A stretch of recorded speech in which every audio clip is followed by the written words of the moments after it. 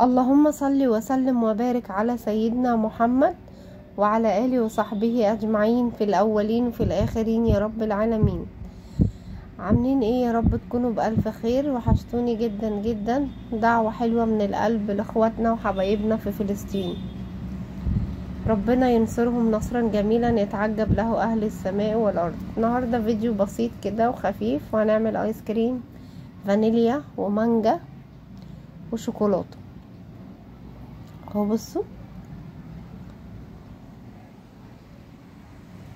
اهو، ايه رأيكم؟ انا مطلعه كيس مانجا هنا من الفريزر، وعندي الخلاط دورق بتاع الخلاط اهو. هحط فيه 3 معالق سكر بودرة.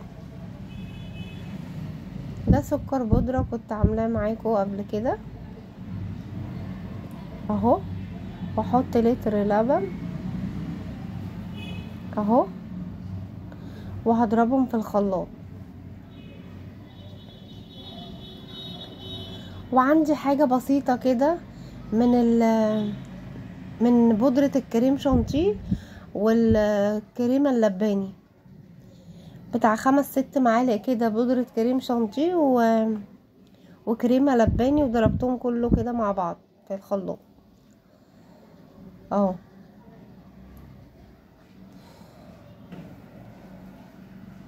بصوا شكله بقى عامل ازاي. هقسمه بقى 2 نص كده هنا هو في الدرق الصغير دوت، ونص هنا احط عليه ايه حاجة بسيطة فانيليا اهو. وبعدين هضرب اللي بالفانيليا كده ضربة خفيفة عشان تمتزج مع بعضها اهو، وافضيه كده في العلب الصغيرة دي علب ايس كريم كانت عندي اهو. بصوا شكلها اهي.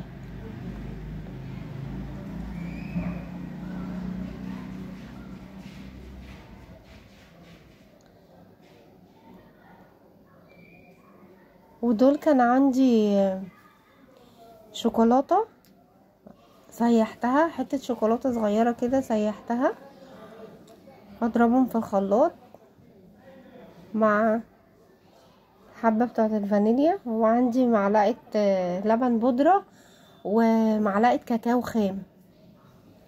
لو عايزة اغمق اللون عن كده ممكن اكتر كاكاو الخام عن كده. فضيتهم هنا في القوالب دي كده اهو. وبعدين ما كفتش حطيت عليها من الفانيليا، فضيت حبة من الفانيليا كده عشان يبقى فانيليا على شوكولاتة، وطلعوا معايا بالشكل دوت كده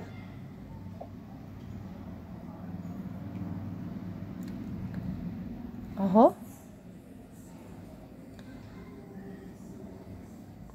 سويتهم بالشكل كده وخبطتهم خبطة بسيطة عشان لو في هوا ولا حاجة يطلعوا بقى شكلهم بالمنظر ده. وفضيت بقية الشوكولاتة هنا في القالب دوت، انا جايباه عشان خاطر الايس كريم اهو. اهم فاضوا خلاص، فضيت الكمية كلها. وهنا حطيت المانجا على الحبة اللي فاضلين اللي قسمتهم وضربتهم في الخلاط. بصوا بقت تقيلة وسميكة ازاي. فضيتهم هنا برضو في القالب، يبقى قالب شوكولاتة وقالب مانجا، والحبة الصغننين اللي فاضوا حطيتهم في العلبة الصغننة دي اهو. بقى شكلها كده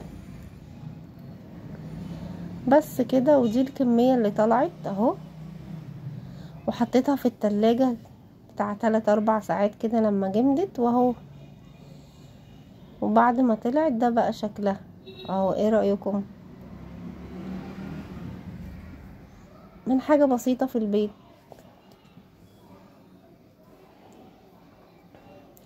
كريمة لباني، بودرة كريمة لباني على لبن على سكر بودرة على بودرة كريم شانتيه. لو في كمان بقى كريمة خفق هتديها نكهة حلوة، ولبن بودرة هتديها مزاج اقوى يعني. وبصوا المانجا شكلها اهي. بعد ما طلعت بقى من التلاجة حطيتهم في مية دافية بسيطة عشان اعرف اطلعه. بس كده، وده كان الفيديو بتاعنا، وان شاء الله استنوني